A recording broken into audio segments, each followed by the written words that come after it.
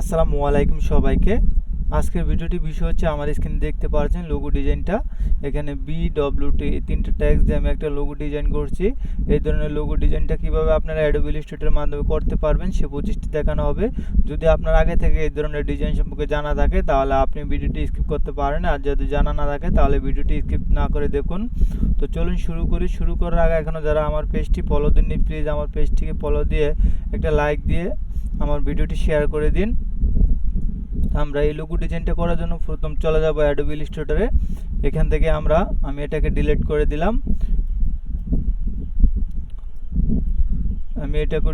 দিলাম। দেওয়ার পরে এখান থেকে আমরা তিনটা ট্যাক্স নেব। এখান থেকে আমরা BUT এই তিনটা ট্যাক্স নেব।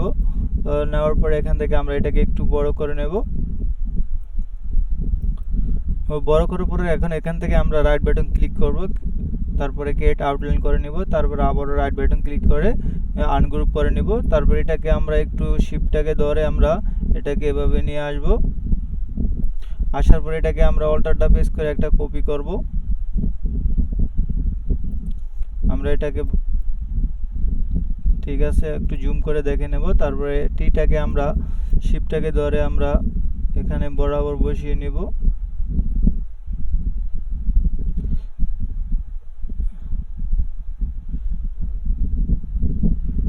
তারপরে আমরা সবগুলোকে সিলেক্ট করব।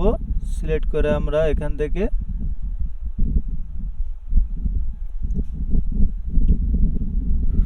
শেপ বিল্ডার টুলে ক্লিক করব। তারপরে আমরা এই অংশটাকে ডিলিট করে দেব।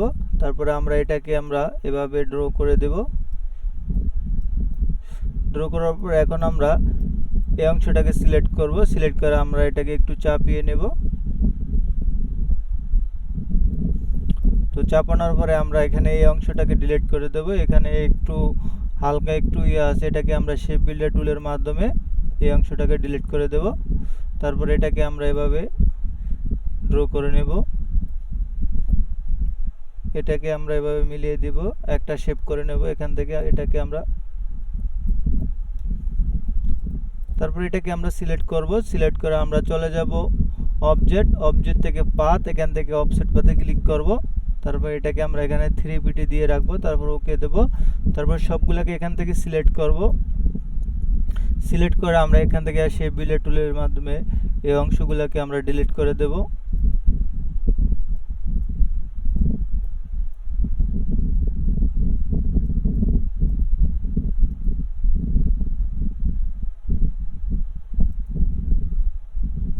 এখানে একটু অংশ আছে, এটাকে আমরা ডিলিট করে দেব এখান থেকে। তারপরে ডিলিট করা হয়ে গেলে তারপরে এটাকে আমরা একটা কালার দিয়ে নেব। এখান থেকে আমরা এই কালারটা পিক করে দিলাম। তারপর এটাকে আমরা একটা কালার দেব। এখান থেকে আমরা এই কালারটা পিক করে দিলাম। তারপরে এখান থেকে আমরা এখন লিখব BWT লোগো ডিজাইন। তারপরে এটাকে আমরা এটা নিচে বসিয়ে নেব। এটাকে আমরা হোয়াইট করে দেব।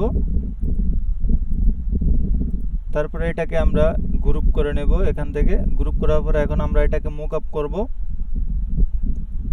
আমরা যখন মুকআপ ফাইলটা ওপেন করব সেম আমাদের ইন্টারফেসটা এরকম থাকবে। তারপর এখান থেকে আমরা এখানে ডাবল ক্লিক করব। ডাবল ক্লিক করার পরে আমাদের এরকম একটা ইন্টারফেস চলে আসবে। তারপরে এখন আমরা যে লোগো ডিজাইনটা করে রাখছি এটাকে আমরা এভাবে ধরে এনে আমরা ফটোশপে এনে ছেড়ে দেব এখানে। তারপর দেখতে পাচ্ছেন এটা একটু বড় ছোট হয়ে আসতে পারে। এটাকে আমরা অল্টারটা প্রেস করে আমাদের অনুযায়ী এটাকে বসিয়ে নেব। তারপর এখান থেকে এটাকে টিক মার্ক দিয়ে দেব।